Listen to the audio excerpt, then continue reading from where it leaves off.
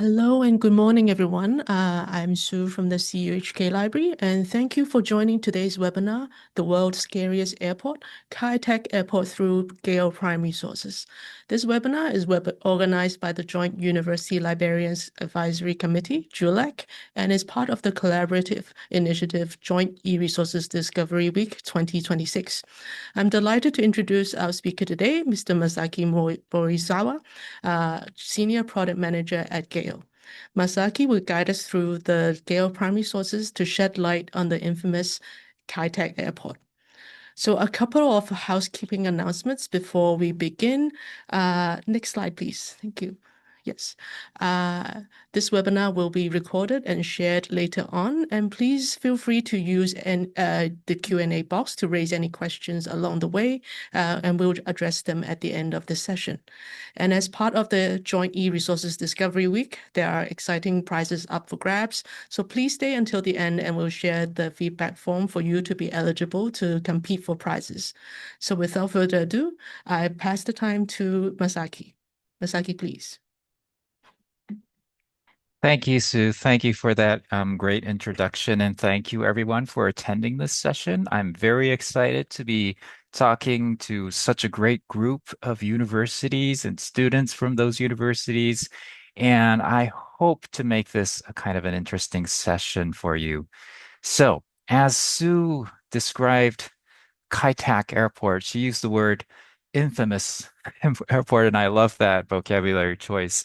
It is often said to be one of the scariest airports in existence ever. And I'm just curious, before I go into this session, if you could use the Zoom reaction tools to give me a thumbs up if you've ever been to Kai-Tak Airport when it was still operating. Okay, I see some thumbs up.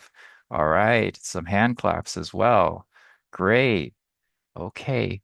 And there's no need to feel disappointed if you haven't been there. I believe many of you, especially the students, would be way too young to have been to Kai-Tak Airport. And I haven't been to Kai-Tak Airport myself. I've been to where it used to be, but I have only been to the present airport. So all of this is actually history to me as well, but it's fascinating history.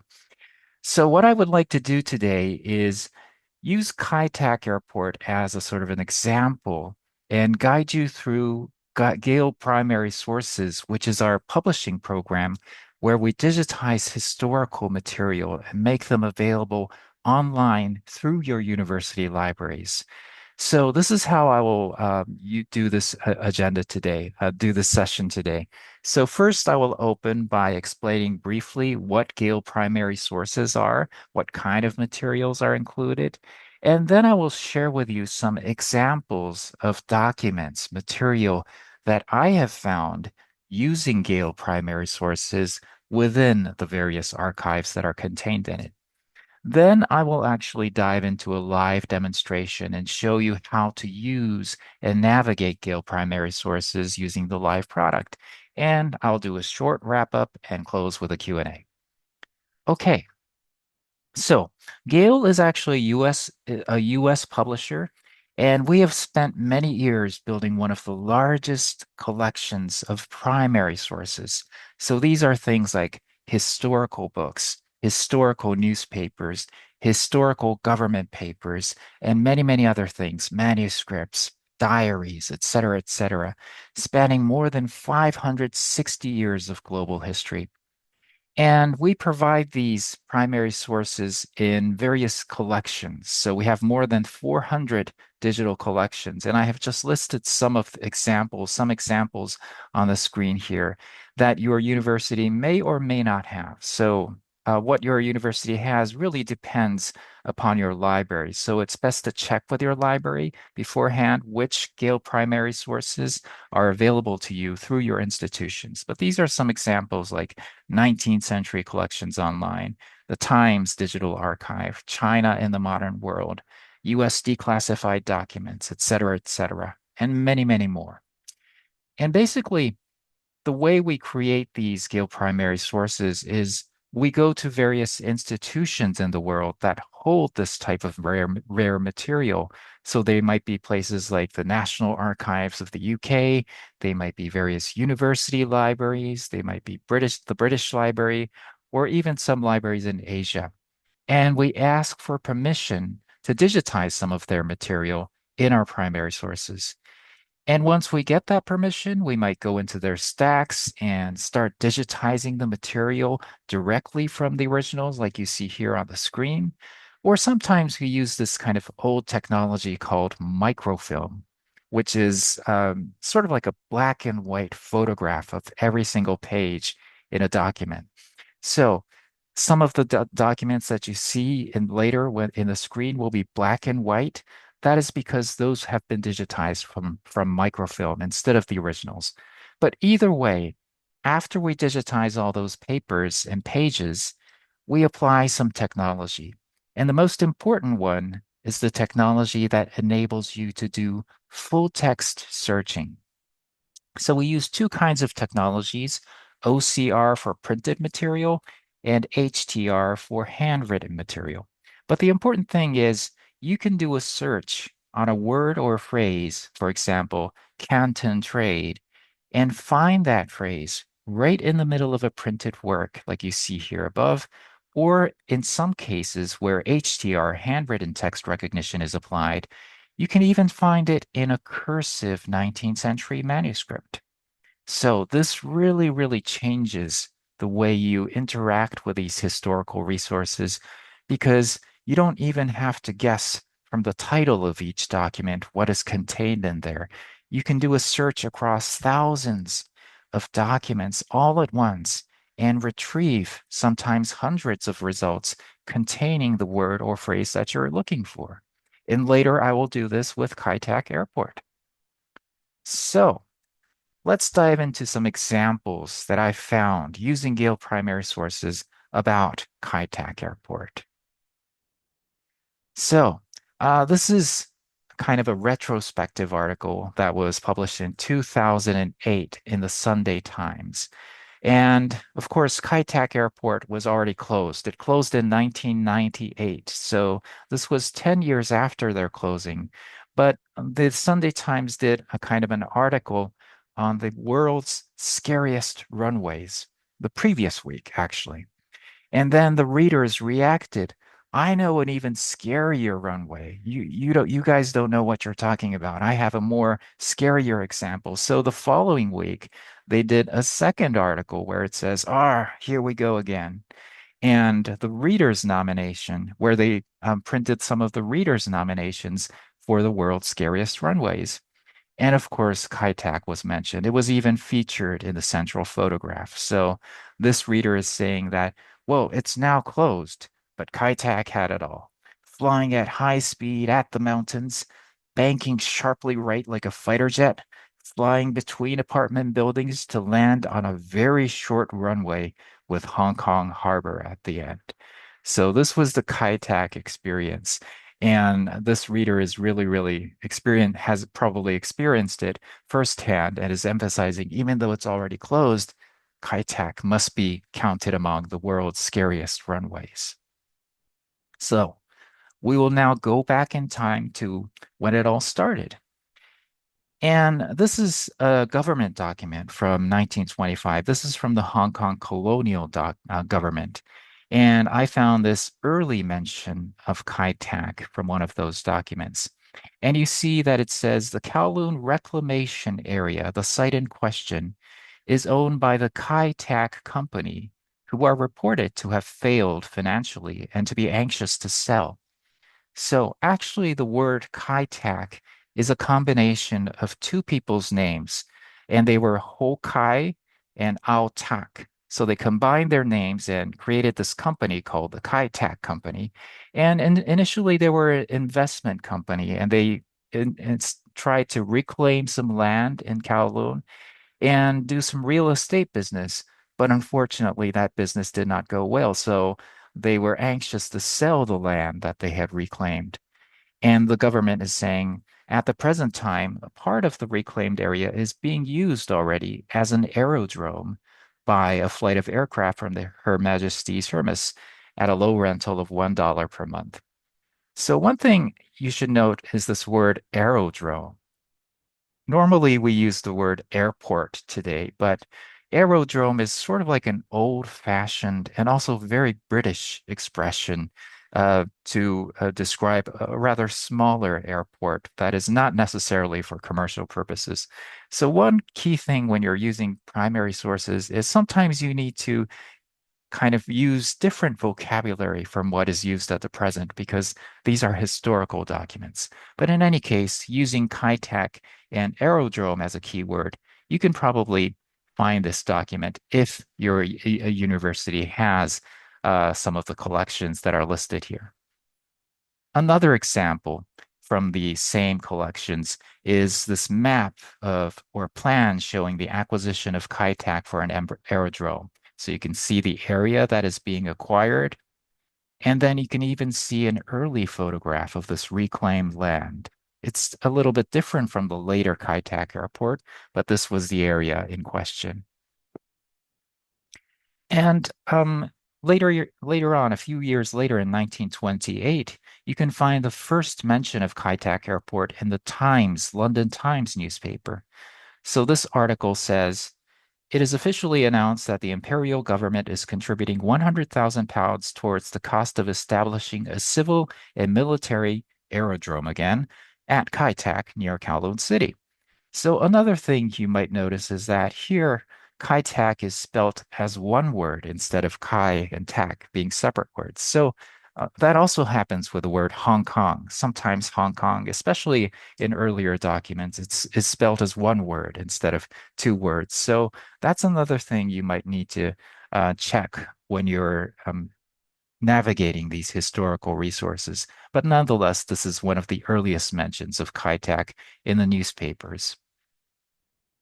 And after World War II in the 1950s, the original runway of Kai-tak became too small, so they decided to create an extension. And after various discussions, they decided the only way they can create an extension big enough for those jumbo planes was to reclaim land from the Victorian harbor and jut it out into the sea. So this is the original plan of how that runway was going to look like. And you can also see some earlier photographs while they were still building that runway. This is from a collection called State Papers Online Colonial Asia.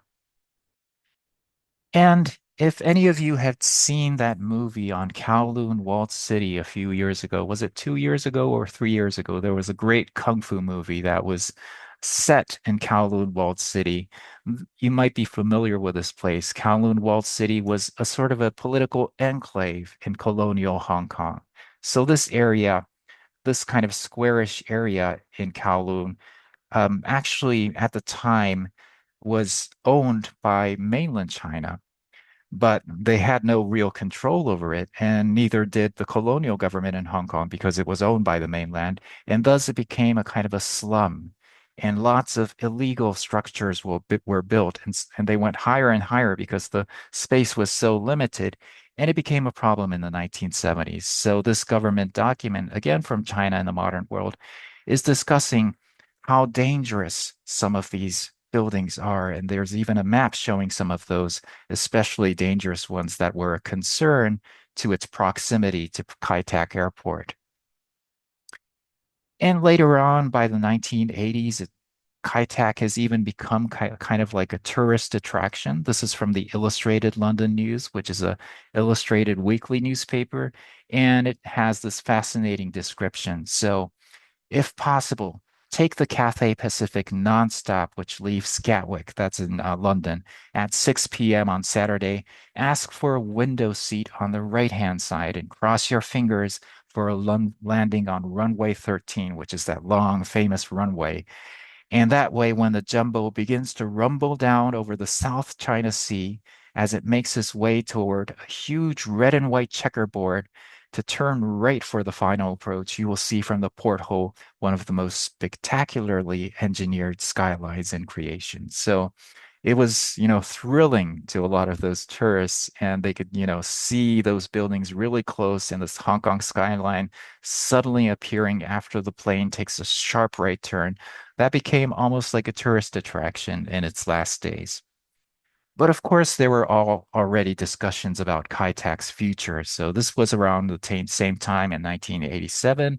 This is a confidential government document, again from China in the modern world, where it's saying that in 1983, the Executive Council advised and the governor of Hong Kong said that a replacement international airport at Cheklap Kok, which was considered at the time and which ultimately became the location for the present airport, at the time was not seen as a viable proposition.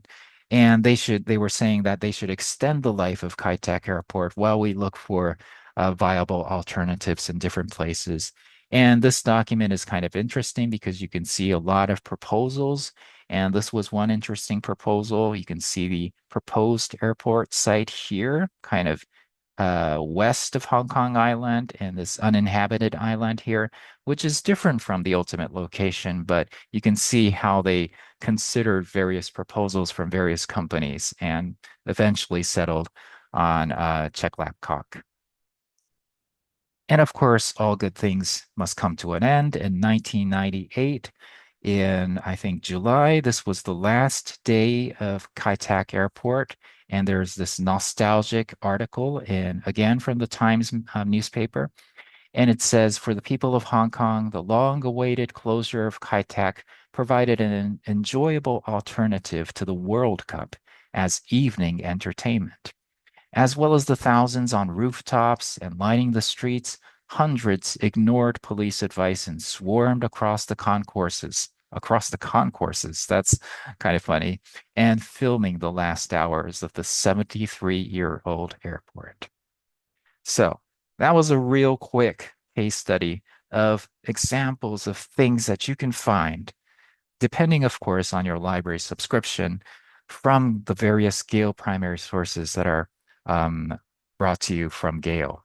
So let me actually do a live demonstration now. So give me a few seconds while I prepare my demo screen.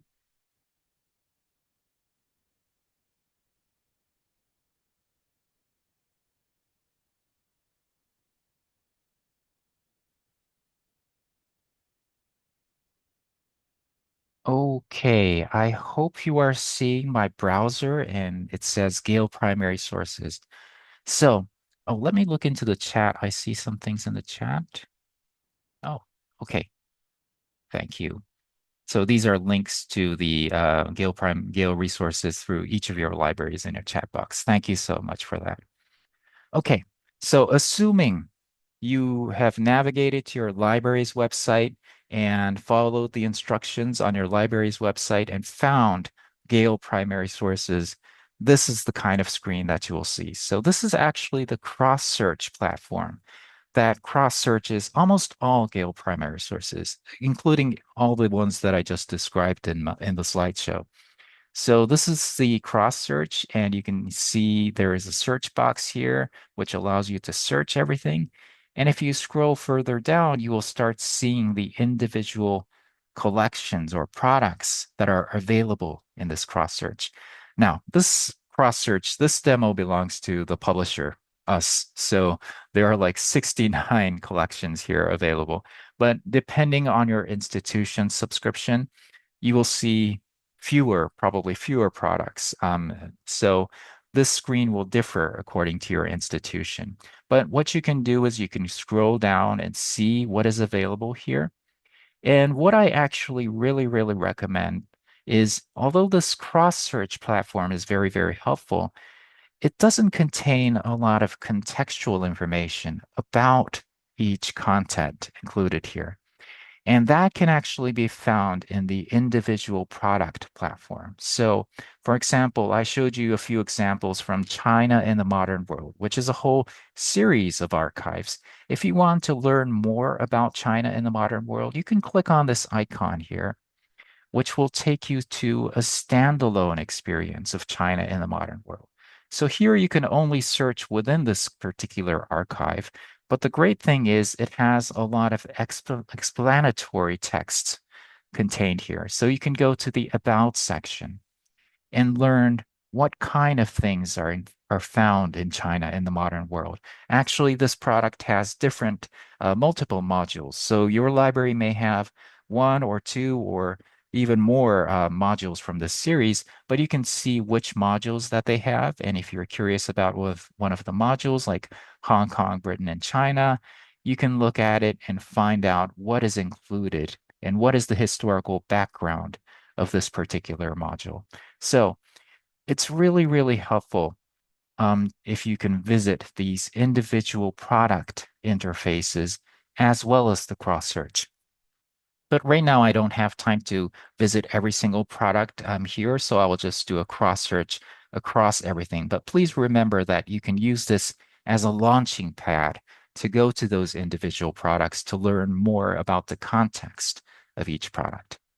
Okay, so let me do a search. I'm going to just search straight away Kai Tak Airport. And you would notice that as I start to type, it gives me suggestions. So I can just select this one and do a search across 69 different products here.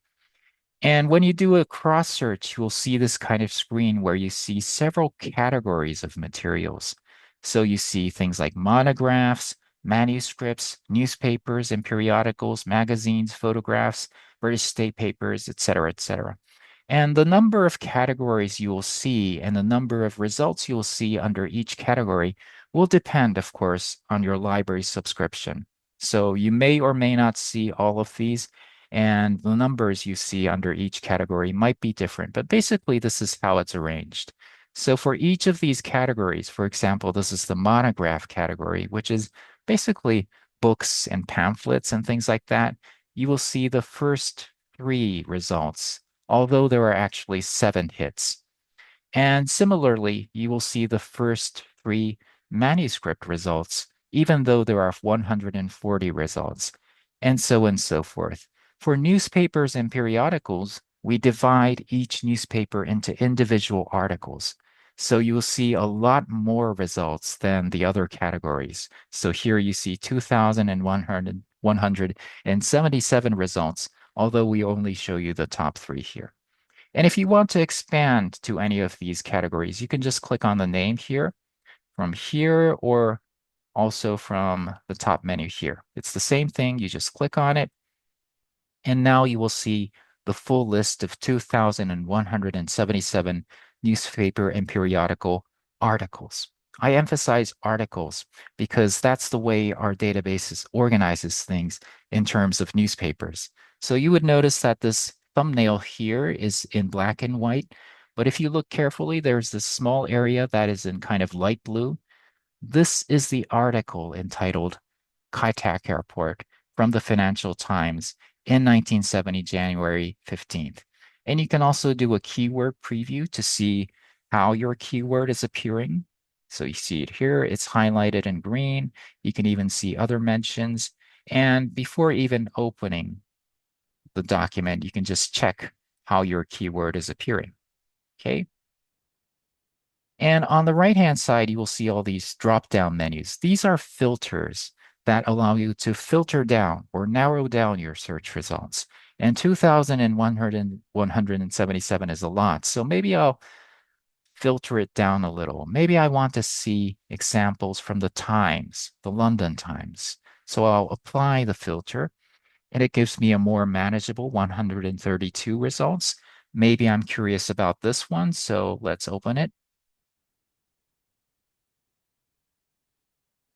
And it says modern facilities at Kai Tak Airport.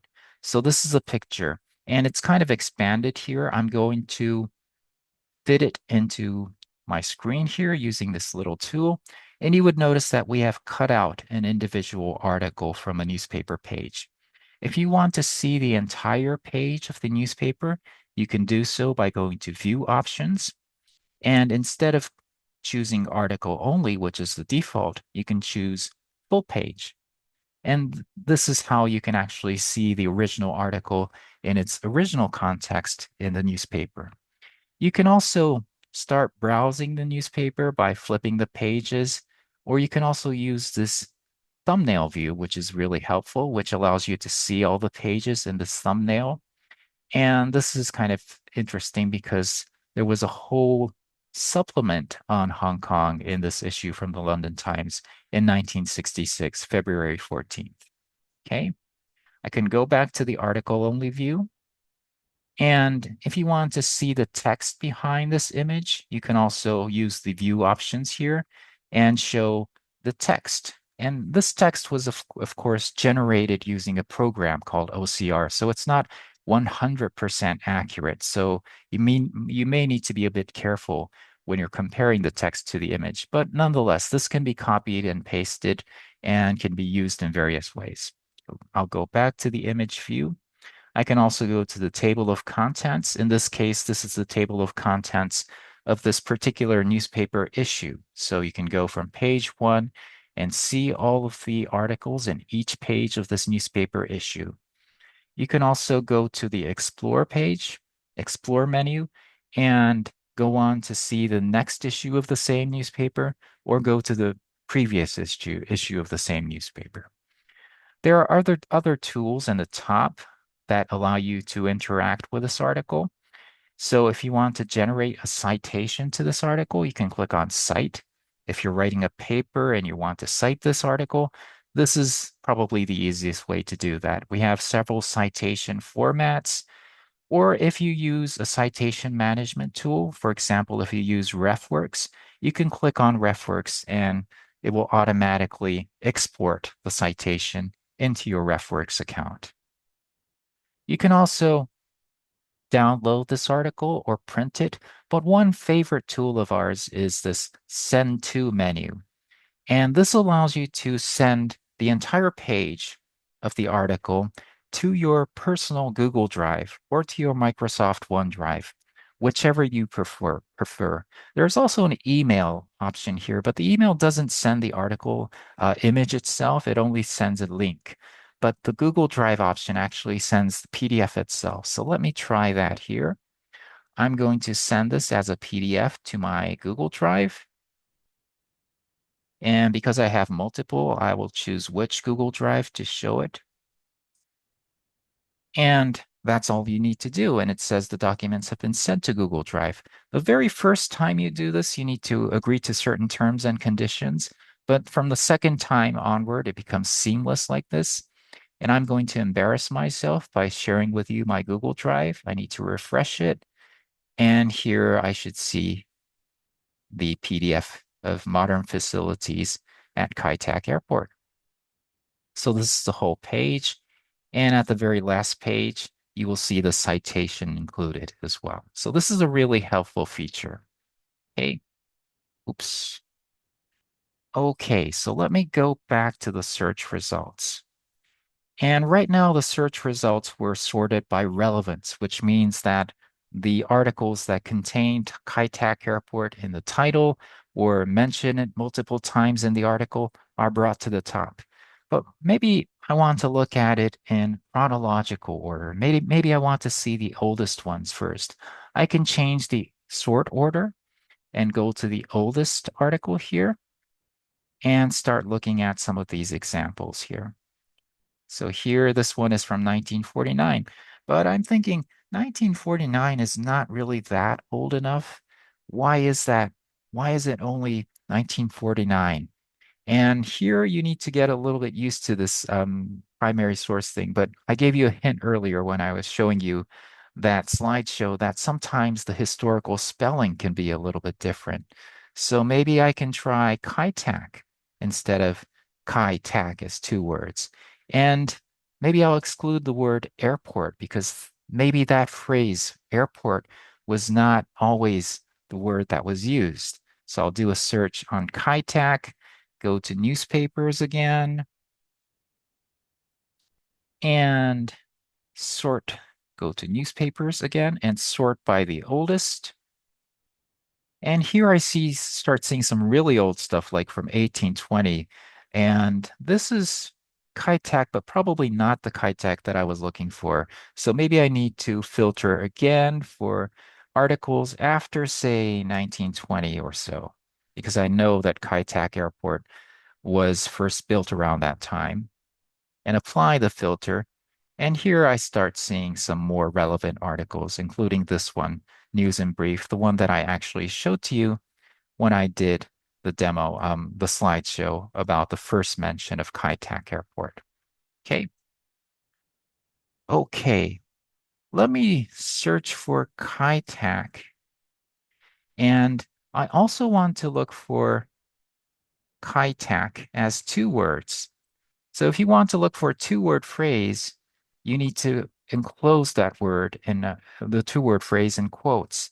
And if you want to search for two things at the same time, you need to use an operator. So you can add an or, which makes it search for either expression at the same time. And I can do a search like this. Okay. And this will even give me even more results. If you're curious about those operators, you can go to Advanced Search. And we have a section in Advanced Search that gives you a whole lecture on all these search tips, like how to use and or not. Or if you're really into that kind of thing, you can do things like proximity operators, where you measure the distance between two words, or using wildcards that allow you to look for various variations on words and so on and so forth. So if you're really into that kind of thing, you can go to advanced search and start exploring this part. But right now, I'll just do this search on Kai Tak or Kai Tak and search for everything. And let's look at some manuscript examples here. So I showed you some newspapers. Let's look at some manuscripts. And I go to the manuscript section and I see some examples here. So let me show you a keyword preview from the manuscript. And I mentioned earlier that for some of the handwritten material, we apply a technology called handwritten text recognition. So even if it's not in print, this is clearly in a cursive handwritten document. You can find Kai Tak occasionally like this. So this can be really, really, a great function. And let me try the second one here. And this time I'm looking at a manuscript result. And it's a little bit different from a newspaper result in that this time you see the whole manuscript volume. This one has 24 images in it. And on the left-hand side, you will see these numbers. These are the number, these numbers are the image numbers in this 24 image document where my keyword Kai Tak or Kai Tak appears. So I can click on each of these and it will show me Kai Tak here. Okay, so you can go like this, or you can start navigating the document page by page, or again, you can use the tile view and look at the whole document like this. And if a document contains any illustrations, it will be indexed separately. So you can go to illustrated works, and there's a plan here that shows the boundary of the Kai Tak airport at the time. This was before the, infamous runway 13 was built. So everything is kind of within land here. Okay. Okay, let me go back to the results again. And this time I'll go to monographs. The navigation for monographs is actually very similar to manuscripts, so I won't demonstrate that here, but I wanted to show you something else. Here is this tool called the Topic Finder. This is a really handy tool when you have lots of results, but you just want to get a kind of a bird's eye view of what's included in my search results without looking at every single result one by one. So from the search result page, I'm going to click on Topic Finder. And what this does is it kind of generates this kind of heat map of the principal terms that are appearing within my search results. And I can go to communism, for example, or I can go to Hong Kong or Christian. And when you would notice that whenever I click on each of these bubbles, it will show a different result on the right-hand side. So this is also very helpful as a kind of a brainstorming tool. You were just searching for Kitech, but you weren't sure what you were going to get. But by clicking this topic finder, you can actually start brainstorming and look into various other topics that maybe didn't come into your mind when you were just searching on Kitech, like foreign policy. And you can click on any of these results and directly go to those documents as well. Okay, let me go back to the top page. And I'm going to scroll all the way to the bottom. Sorry, there are a lot of products in this demo, so it takes a little bit of time to get to the bottom. But I just showed you the topic finder, and there's another very visual and very useful tool called the term frequency tool. So let me click on this one too. And this one is actually easier to just demonstrate rather than explain. So let me try a search here. I'm going to just search Kitech or Kitech, the search that I just did, and see what happens. So if I scroll down a little bit, you see this line graph. So this tool actually draws a line graph of each search result from the search results from each year within this archive. So you can see how the search results increase or decrease over the years. And sometimes you see some weird peaks like this one on 1949. Or you can also compare this with other words. For example, aerodrome, for example. How frequently was that word used? Okay, aerodrome was used a lot. And I can compare it to airport, for example.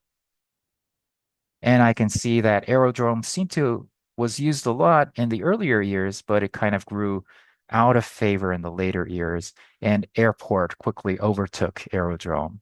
Okay, so you can also click on any of these mentions, like, for example, this one in 1942. Oops.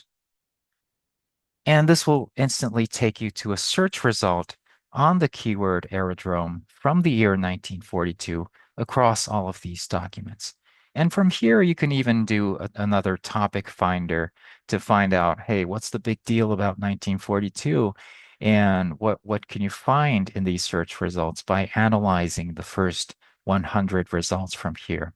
And of course, 1942 was during World War II. So you can see words like the Japs, or Burma, or the Royal Air Force, and things like that. And this kind of gives you an idea of what is being found and probably kind of a hint as to why the year 1942 was kind of had a little peak there for the word aerodrome, secret, for example.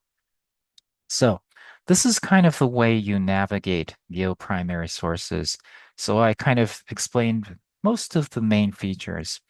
And if you really get used to Gale Primary Sources, you might even want to start things in advanced search because you have a lot of options here instead of just starting from a single search box. So as I explained earlier, in advanced search, you can see these search tips on how to use these various operators. And you also have a great deal of these choices of selecting things to search, for example. So maybe I want to search for, let's see, Kitech or Kitech again. And I want to search for a document that includes a cartoon, for example. I can do that and run the search. And I start seeing these results. Maybe I'll go to the newspapers and periodicals and click on one of these results.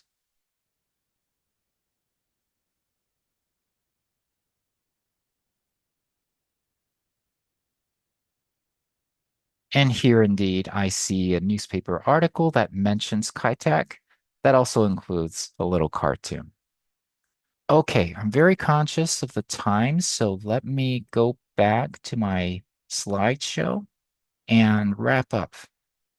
So, today I mainly demonstrated the Gale Primary Sources cross-search experience.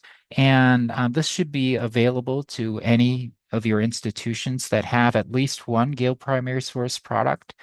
And it's a very, very helpful place, useful place to cast a wide net on all of the primary sources that are available to your institution.